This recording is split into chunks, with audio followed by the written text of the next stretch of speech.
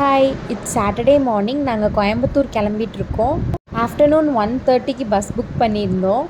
Morning breakfast complete பண்ணிவிட்டு ட்ராவலுக்கு வேணுங்கிற ஃபுட்லாம் பாப்பாவுக்கு ப்ரிப்பேர் பண்ணி வச்சுட்டு ரெடி ஆகிட்ருக்கோம். ஆனியன் நல்லா சாட்டே பண்ணிவிட்டு ஆனியன் வணங்கினதும் டொமேட்டோ ஆட் பண்ணிக்கலாம்.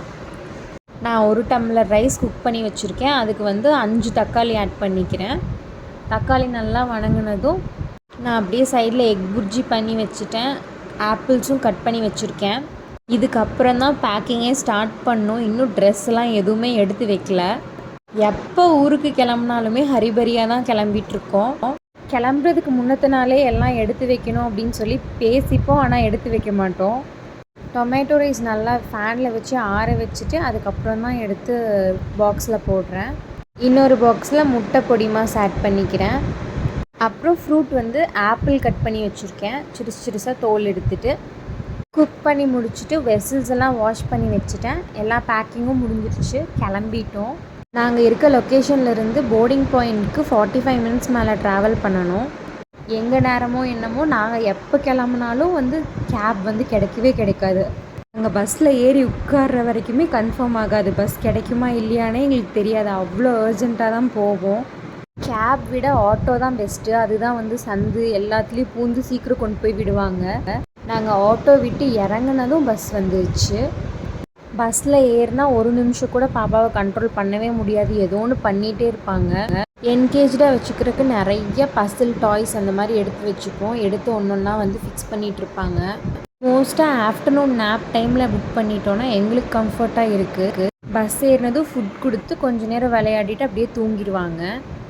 7 hours ட்ராவலில் எப்படியோ ஒரு 2 hours தூங்க வச்சு மேனேஜ் பண்ணிடுவோம். மீதி இருக்க 5 hours தான் ரொம்ப கஷ்டமாக இருக்கும். ஒரு பேக் ஃபுல்லாக டாய்ஸ் எடுத்துகிட்டு வந்துடுவோம். கொஞ்சம் நேரத்தில் ஒரு டாய் போர் அடிக்க ஆரம்பிச்சிடும். அப்புறம் வேறு டாய் எடுத்து விளையாடுவாங்க. அப்புறம் ஸ்க்ரீனில் கொஞ்சம் நேரம் விளையாடுவாங்க. அப்புறம் மேலே இருக்க ஏசி வெண்ட்டில் கொஞ்சம் நேரம் விளையாண்டுருப்பாங்க.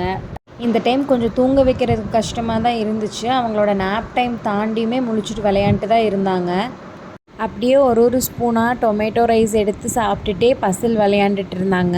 தூங்குற டைம் தாண்டிடுச்சுன்னா ரொம்ப கஷ்டமாக போயிடும். தூங்க வைக்கவே முடியாது. அப்புறம் அழுதுட்டு தான் தூங்குவாங்க. எப்படியோ சாப்பிட வச்சு நான் ஃபீட் பண்ணி தூங்க வச்சுட்டேன். பாப்பாவுக்கு 2.9 years ஆச்சு. நான் இன்னும் ப்ரெஸ்ட் ஃபீட் பண்ணிகிட்ருக்கேன். எல்லோரும் ஸ்டாப் பண்ண சொல்லிட்டாங்க. ஆனால் எங்கள் 2 பேர்த்துக்கும் கம்ஃபர்ட்டாக இருக்கிற வரைக்கும் நான் இன்னும் ஃபீட் பண்ணலாம் அப்படின்னு சொல்லி பிளான் பண்ணியிருக்கேன். 2 hours தூங்கிட்டு பாப்பா எழுந்திரிச்சிட்டாங்க. பஸ்ஸில் இன்பிட்வீனில் ரெஸ்டாரண்ட்டில் நிறுத்துவாங்க ஃபுட் எடுத்துக்க. அரௌண்ட் 4:30 என்னமோ நிறுத்துனாங்க. பட் நாங்கள் ஃப்ரெஷ் ஜூஸ் மட்டும்தான் வாங்கி குடித்தோம். வீட்டிலிருந்தே ஃபுட் எடுத்துகிட்டு வந்ததுனால நாங்கள் அதை சாப்பிட்டுட்டோம். அப்படியே சன்செட் ஆகிடுச்சு. எங்களுக்கும் ரொம்ப டயர்டாகிடுச்சு. பாப்பா பஸ்ஸில் ரொம்ப குறும்பு பண்ணிகிட்டே வந்துட்டுருந்தாங்க. கோயம்புத்தூரில் இறங்கி அங்கேருந்து வீட்டுக்கு போகிற கிளிப் எதுவுமே எங்களால் எடுக்க முடியல. இன்லாஸ் ஒரு ஃபங்க்ஷன் போயிட்டு ஹோப்ஸில் எங்களை பிக்கப் பண்ணிட்டாங்க. இனி ஒரு 2 weeks கோயம்புத்தூர் vlog தான் பார்க்க போகிறோம். தேங்க்யூ.